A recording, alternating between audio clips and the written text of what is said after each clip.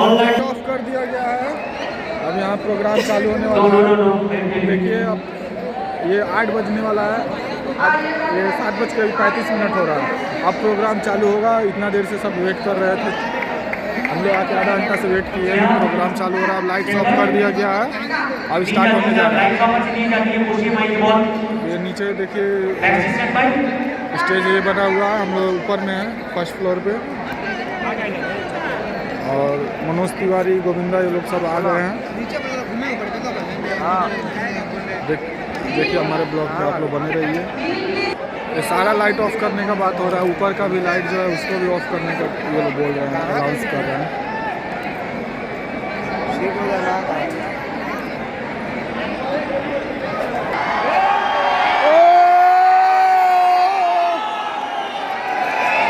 कोई आया है, लग रहा है खेसारी लाल आया है। खेसारी है, खेसारी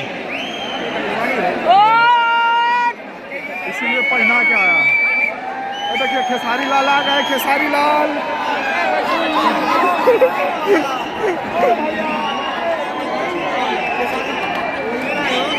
खेसारी लाल आ गए हैं लाइट्स ऑफ करके। खेसारी लाइट्स ऑफ करके खेसारी लाल को यहाँ पे लेके आएगा।